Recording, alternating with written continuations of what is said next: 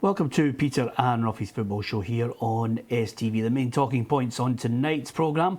Darren Fletcher reckons this is the strongest Scotland squad in his time with the national side. Peter Houston is the manager of the month. And is there any way back for Joey Barton at Rangers? Alan Ruff is alongside me, Peter Martin. I'm delighted to say our bookroom guest is former Rangers and Brighton midfielder Gordon Smith. So many other titles, Gordon. Don't want to waste too much time. It's only a half-hour show. Let's crack on. Darren Fletcher has mentioned that he reckons it's the strongest squad because there's competition in so many places across the park, Ruffy. Yeah, I would have to disagree with him. I thought it was a good squad last year. As good as, I think most of the names that have been added this year are young guys who I don't think will get into the first team. It's good to have that kind of in-depth, but I honestly don't see it any stronger than we failed last year. I would say maybe it's getting stronger in the last two or 3 years, in my opinion. But I think looking back, Dan Fletcher's been there for quite some time. So I'd look back maybe 5, 6, 7, 8 years ago, and I think we'd a stronger team then. We failed narrowly to qualify for competition. So I think it was as good a squad then. But this squad, maybe he's seen some development in it, and it's going to get better. Maybe he's seeing more competition in individual places now. If you think about it, we have numerous people who could occupy that left-back spot, Ruffy. Suddenly, the midfield is awash with options for manager Gordon Strachan. Yeah, but I still see on paper, the midfield squad that's there is the same squad for last year. You might have added one or two, but none of them are going to bust into the first team. I think the strikers, okay, the boy Burke has come in, but apart from him, it's the same four guys who were there the other day last year as well. But I just think it looks the same team, and I think if we all sat down and went to pick the 11 that's going to start, I think we would all be pretty near the 11 because Gordon does like tried and trusted. I think Bannon and all these the guys that have come in have done particularly well. So I think the team nearly picks itself. Yeah, the one thing that he does have as a manager is loyalty, Gordon Smith. Gordon Strachan, more often than not, if he gets players who have delivered for him. Chris Martin maybe didn't expect to play against Malta, but he scored. He may well find himself at a point where he thinks he's going to get a starting place. And then after that, I could pick maybe 8 or 9 that I think are stonewallers. Yeah, I think you're right. I think there's competition only in a couple of places. Left back's one of them. We have got quality for there. Even he's been highly full of high praise for Lee Wallace, but he's probably not going to start because you've got like Tierney and you've got Robertson in front of him. So we're strong there. Right back's more of a problem position. Centre half certainly is. I don't think there's big competition for centre halves. We've got good goalkeepers, midfield, and strikers. We've got a good variety of players for fighting for there. But I think the main test will be, I think you judge the team. It's hard for him to say right now this is a better team. I think we judge this team after 3 or 4 games. The ones this year are crucial. Lithuania Saturday, Slovakia away, and then England away as well. That's when I think you can then judge this squad and say whether it's improving better than we've had before, or it's no better, because I think these games, the results will tell. Have you picked your side? I've picked my side. What I think, the only one out of the dispute is the striker position. I've got Marshall in goals. I've got a back four of Patterson, Hanley, Martin and Robertson. I think a midfield 2 sitting players, I think it'll be Bannon. I think he'll stay in the team because he did well in Malta. Fletcher, 2 wide players, Ritchie and Snodgrass. I think Burke will play off the front. And I think it'll either be Fletcher or Martin, and it probably will be Martin because he started the Malta game. But I think he's a big fan of Fletcher, and when Fletcher came on in that game, he did pretty well. So I think he could play that position as well. So that would be roughly my team. Yeah, big call. I'd be hard pressed for him to take out Bannon. Albeit it was lesser opposition in Malta, but he certainly played well. And having spoken to the boy, he's playing in that position at Sheffield Wednesday and enjoying it. Mm-hmm. No, I was impressed with him in the last game. The good thing about it is obviously with Fletcher sitting there, he gets about the park, left and right. He goes and supports. He has been known to score the odd goal or two. The only thing, Gordon's side, I know Gordon's a big fan of Sean Maloney. With Ritchie, maybe playing as regular as what he was, that would be the only switch for me. But again, I agree with Gordon up front. I just think Gordon, with the way that Lithuania play, they're quite a strong, big, back four, maybe power might be more than movement. So, but I'm sure Gordon will make the right decision. Yep, okay. A number of players over the course of this week, of course the manager's going to speak tomorrow, but a number of players have been speaking about the opposition, of course, that is Lithuania. They'll know that watching us against Malta, that we've got players in the team that can create problems. That's what we obviously say, that you almost create being the sort of the favourite for the game, and they'll know that they need to be right at it to try and get a result as well. But as I said to you, there'll be no mugs. They'll come there, and they believe that obviously the longer the game goes on, they'll maybe get a chance or a few chances. But for us, we're focusing on how we go about our business, and we've got players. As I said to you, we've got players in the team that can score goals. So let's try and exploit that. I think it's very difficult to try and set points targets for certain games, and also for the campaign in general, really, because nobody knows what the final total is going to be. As you touched on before, it could be a group where teams take points off each other, or it could be one where people don't lose. So I think trying to set a points target is difficult. I think we'll be going into both games trying to win them, and trying to get 6 points if we possibly can. But if that doesn't happen, there's plenty more games to come. I don't think it's must-wins or anything, or setting points targets at this moment in time. I think there's a hell of a long way to go in the campaign, but we're very confident at the moment, and we'll be going in definitely trying to win them. I think that we've still got to prove that we're better than them. But I think playing at home at Hampden is an advantage for us. It's something that the team enjoy. It's something they get something from. The support always backs them. The support gives them a little bit of an edge. And I think that if that's what makes us favourite, then we can live with that. There are two major bonuses for me in the side that I think make us a different proposition this time around in this campaign. One of them, I think, is the key player Robert Snodgrass, and also Oliver Burke. I know Ikechi Anya believes the return of Snodgrass has been a huge bonus, a huge boost to the team. Yeah, definitely. I think Snodgrass coming back in is a major boost, because, as mentioned there, he's a goal scorer, he's a creative player. So I think he was missing in the last campaign, and we did miss him a lot.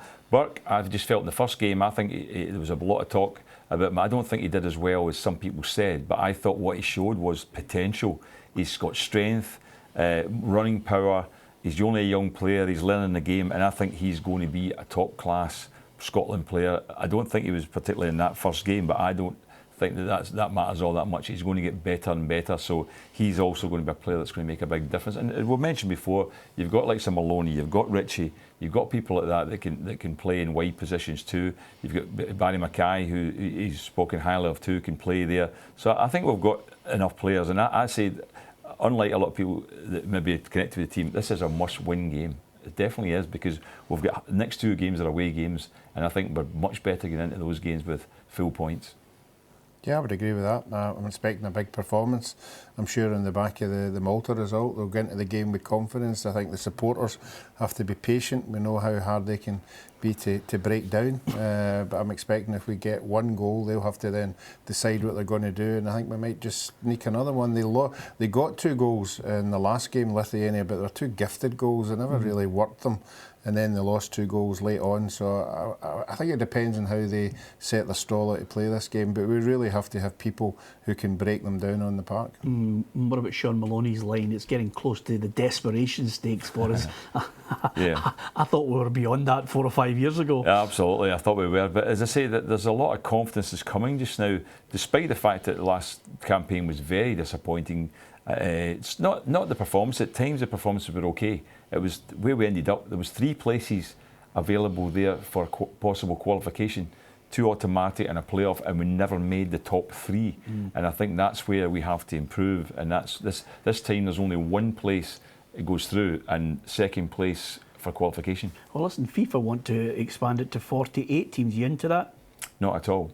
I think it's a big mistake in terms of how they're doing it. A lot of people don't realise that what he's considering, what he's actually proposing, is that 48 teams go to the World Cup finals wherever they are, and then there's the 32 teams play in a playoff, and 16 of them come straight home after 1 game.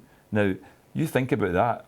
Everyone's like preparing for months and months and months for them qualified to go to the World Cup. They're home after 1 game. Now, how do they know whether to book hotels for the whole period of the World Cup? How do they know how many hotels are needing booked? Training facilities? how many fans are going to go, considering their team might be home before the World Cup actually starts, because what they're saying is it's not really starting till that final 32. 16 teams are automatically going to stay there, and 32 are in a playoff. Yep, you can give us your thoughts on that at Peter and Ruffy on Twitter and Facebook.com/Peter and Ruffy. I'm sure if I asked Gordon if he wanted to go for one game with me and Ruffy, he might say yes. We'll discuss that further in the break. Join us if you can.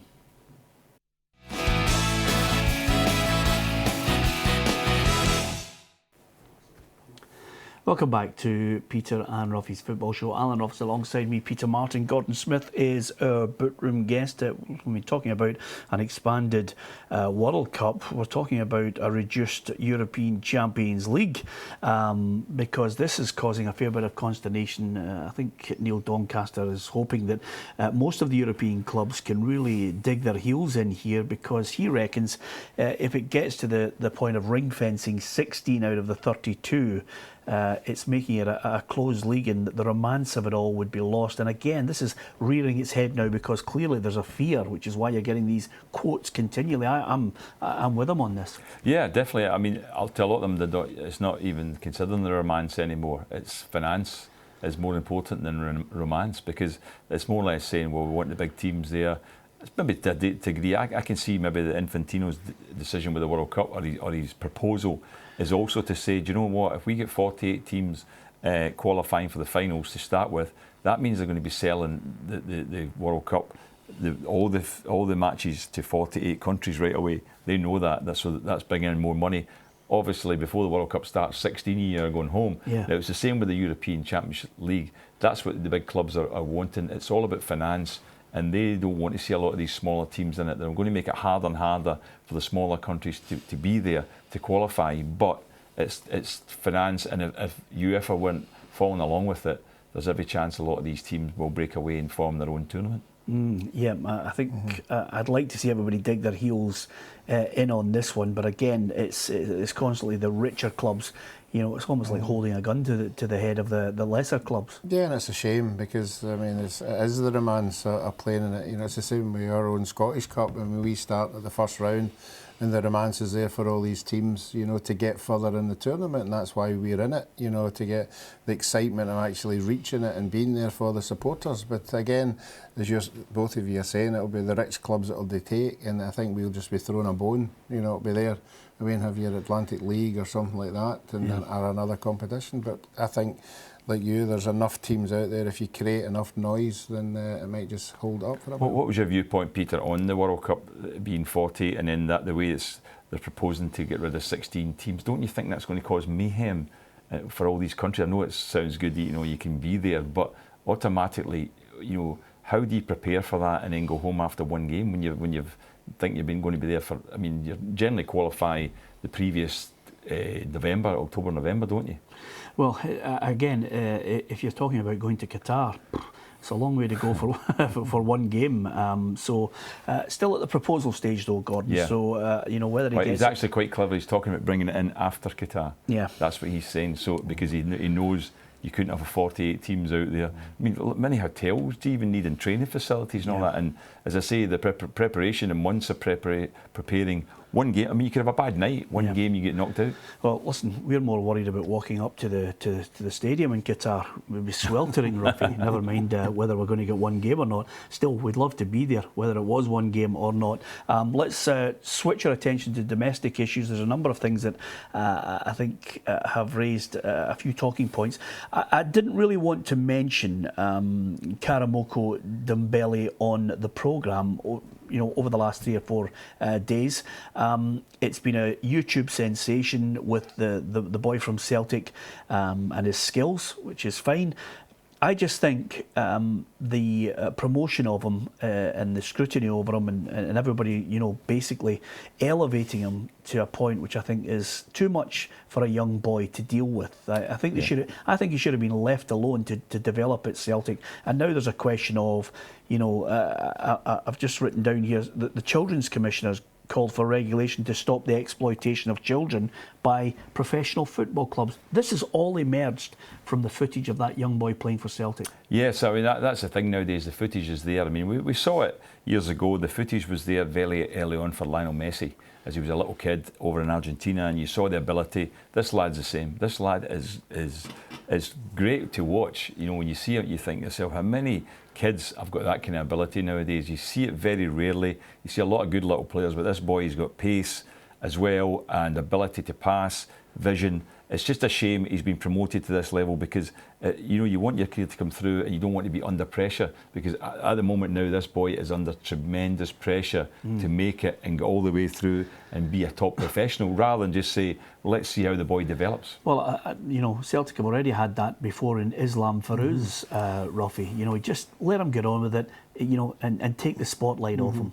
Yeah, it seems to be a strange change of tack from players, you know, because I think if you listen to like the Jock Steins or the Alec Fergusons or something, the first thing they always say, protect young players. You know, as Gordon said, keep them out the limelight, keep their feet on the ground, don't give them too much money, and let them earn, you know, what they have to earn in the game. And it's the exact opposite now. This young boy, you're hoping now, his feet is firmly on the ground. He's got people round about him who are advising him, and hopefully as he gets older, possibly at 13, he's not going to be getting into any trouble or anything like that, but certainly when you get to an age like 16, 17, 18, you know, if he's not got his feet firmly on the ground, these kind of things, the exposure can make some players go the other way, as you've identified. He's unique in a lot of ways because he's reached a high level at a very early age, more than a lot of kids do, Peter, because he's 13 and he's already included in under 20 squad. I mean that happens very rarely. Even boys of 15, 16 have struggled to get to that level. So that's tremendous. In terms of the fact is that he's shown that, and he's there deservedly. He's not getting pushed forward in order to promote him. He's getting pushed forward because he's so good. But the big problem, as I say, is that the expectation levels are so high on him, and you just wonder if he can keep maturing and growing at the same level. But he's got everything going for him in terms of what I've seen of the footage so far. I would say what a prospect. Yep, all potential at the moment, and of course there's still the other dreaded thing that we haven't talked about, Ruffy, that can derail people: nightclubs. I've just narrowed it. I've narrowed it down to nightclubs for you and other things, but that will all become apparent shortly. Let's praise someone who's old enough to get the praise. Peter Houston, Championship Manager of the Month, and well deserving of it. 3 league wins, and of course a win in the Iron-Brew Cup as well, Ruffy. Yeah, I expected a lot from this year after last year, the success they had. I thought the players with the success that they had were really going for a push this year, not just playoffs. I think they'd be thinking they were going to threaten Hibs in the league. They probably still could, and I think the manager has done well. It's a club that are run very, very good. You know, they lose the odd player here or there, but they get good value for money. And Peter uses his experience to bring other players in, whether it's young players or experienced players. And I think they're now a team that could go on a wee run. Yeah, but they're going to be thereabouts for the playoffs. I think so. I mean, the good thing, I think why especially got it, because he's turned things around. I mean, they started the season badly and everyone was thinking, oh, Falkirk, maybe they're not going to be the team they were last year. But Peter's turned it around now and he's got them playing, he's got them getting results. And with the slip-ups there's been up near the top of the league with like Hibs and Queen of South there, Falkirk are getting close to it. They're up there, Dundee United. I think that'll be at least 4 of them. Wraith Rovers could be up there too. So it's going to be an interesting league this year. I thought maybe at one stage Hibs looked as if they were going to run away with Peter, but of late the results have gone back the way a little bit. They might come again too, but I just think Falkirk will be in the fight for the promotion. Okay, just briefly to finish, Ruffy, is there any way back for Joey Barton? Maybe as time's a great healer here, he's got to come in with a bit of humility towards Mark Warburton. We could discuss this forever, but the only person that's going to make this decision is Mark Warburton. You know, he's the person who suspended him for 3 weeks. You know, he's the one who actually knows what went on between them, what went on in the dressing room. He's the one that has to decide, is it best for the squad for him to come back into that dressing room? And I think he's the only one that can make this happen. 100% has to be a question of whether he thinks, is the team better without him, or in the club, would the team benefit again from him coming back in and being part of the squad? Because he has praised the team since Joey Barton's been out. Yeah. He's been saying the performances have been better. And so talked up the boy Halliday. Yes, and talked up Halliday as well. So he has done that, and I don't know whether that's a statement for Joey Barton. But if Joey Barton comes back with the right attitude, then Matt Warburton might just change his mind on him. Yep, okay. You can give us your thoughts on that at Peter and Ruffy on Twitter and facebook.com/Peter and Ruffy. Just to finish, Ruffy, Dumbarton have appointed a poet in residence. That's the second club that have appointed a poet, just to kind of give us a little bit of verse ahead of a game. Did you ever need that yourself? No, I don't remember that ever happening at all. I've had a few people shouting would-be poetry at me from the terracing, but I wouldn't have thought it would catch on. Yep. Oh, well, Patty also had a poet, but Ruffy didn't know it. Yeah. Oh, no. No. And I have to say to everyone, I did not see that coming. I want to apologise to every viewer out there. Had I known that would have happened, the show wouldn't have started. I'm really, really sorry. Please forgive us for that line from Gordon, from Ruffy and myself. Thanks for watching. Good night.